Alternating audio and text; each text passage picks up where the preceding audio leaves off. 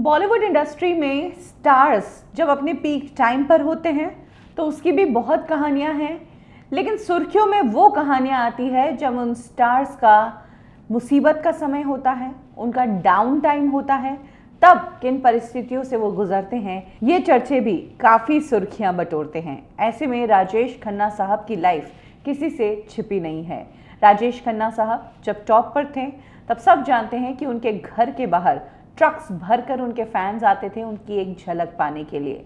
लेकिन क्या आप जानते हैं कि राजेश खन्ना साहब का जब मुसीबत का समय था, जब वो जिंदगी के लो फेज से गुजर रहे थे, तब उनकी क्या स्थिति थी?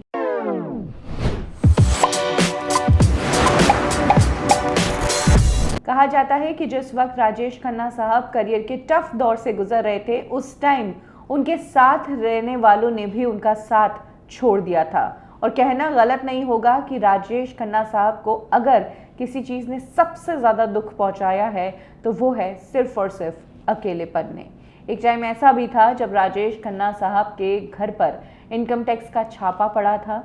आशीर्वाद को इनकम टैक्स ने सील कर दिया था और तब मजबूरन राजेश खन्ना साहब, जो कि इतने बड़े सुपरस्टार रह चुके थे, इंडस्ट्री का हर एक शख्स उनको अपना दोस्त बताता था, उन्हीं राजेश खन्ना को मजबूरन अपने ऑफिस में रहना पड़ा था। सोचिए, कई लोग राजेश खन्ना साहब के आशीर्वाद बंगलों को अपना घर समझते थे, वहां पर रहते थे, लेकिन जब राजेश खन्ना साहब का मुसीबत का समय आया तो उन्हें अपने ही ऑफिस में शिफ्ट होना पड़ा। इसी दौरान बलदीप, जो कि राजेश खन्ना साहब के दोस्त थे, वो राजेश खन्ना साहब से मिलने गए। बलदीप जब राजेश खन्ना से मिले तो उनकी परिस्थिति देखकर बलदीप शॉक्ड रह गए।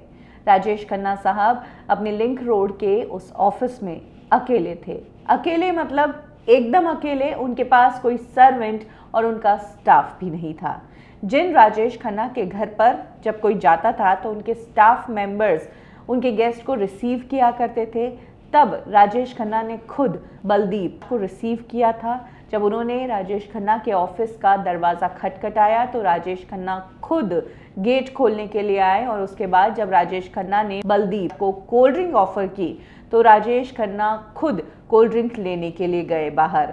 यानी कि उनके पास कोई रनर, कोई सर्वेंट, कोई अपना पर्सनल सेक्रेटरी कोई नहीं मौजूद था। ये वो टाइम था जब राजेश खन्ना के पास गाड़ियां तो थी, लेकिन वो उन गाड़ियों को यूज नहीं कर पा रहे थे। इसीलिए राजेश खन्ना तब एक मारुति 800 चलाया करते थे।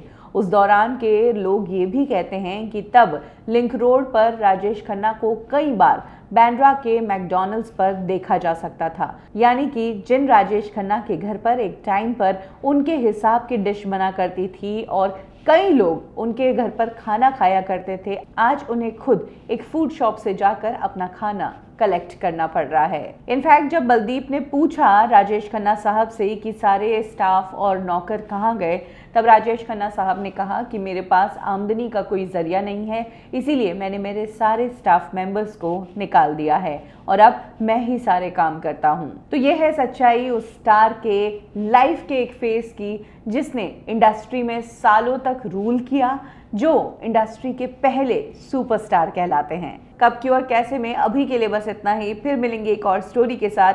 लाइक करें हमारा फेसबुक पेज बॉलीवुड ठिकाना, फॉलो करें हमें इंस्टा पे और सब्सक्राइब करें हमारा यूट्यूब चैनल बॉलीवुड ठिकाना।